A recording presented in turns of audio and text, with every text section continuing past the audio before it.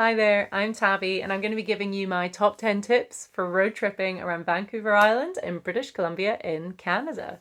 So, tip number one, think about what you want to do before you go. So, are you wanting to hike? Are you wanting to surf? Are you wanting to wildlife watch? Whatever it is, just have a bit of an idea about it and it'll make it all the easier when you're there. Tip number two is to book any big activities in advance. They book up really quickly and it's the best way to avoid disappointment. Number three is to remember that Vancouver Island is way bigger than it looks. It's the same size as Belgium, so it can take a lot longer to drive from A to B.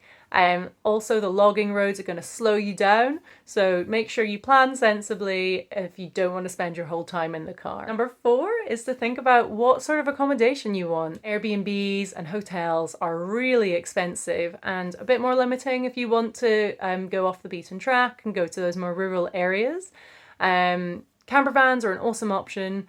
We hired a tent and a car and it was great. Camper vans are a bit more expensive, and also some hiring agencies and owners don't like you going on the logging roads. So make sure that you do your research and you choose a vehicle that's the most sensible for the sort of terrain that you're going to be driving on. Tip number five is to get an eSIM.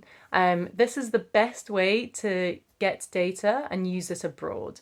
You download it online. It's really, really easy. Just do your research and make sure that you've read all the instructions when you're setting it up. Number six is have a road map. So while it's great having data, loads of areas on the island actually don't get phone service. So have a road map in case, and it means that you're not going to get lost and you don't need to rely on your phone. Tip number seven is to remember that the climate on the island can be a bit variable. We were there in August and we had 34 degrees and bright sunshine. We also had 16 degrees and rain.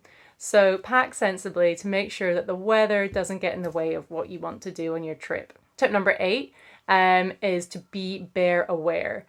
Do your research, make sure you know how to hike, camp and drive in bear country. Tip number 9 is to download the AllTrails app, which is a fab app for accessing detailed hiking trails.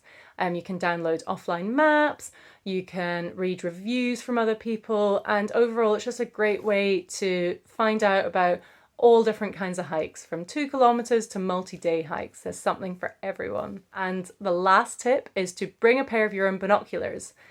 Sometimes wildlife tours will offer you their binoculars, but often they're not great quality. It's also just awesome to have your own for when you're driving or hiking, because you're going to have so many opportunities to see some really fantastic wildlife on the island and you don't want to miss out on those. And so that's all from me. That's my top 10 tips. Thanks so much for watching, and I hope you have a great time planning your trip to Vancouver Island.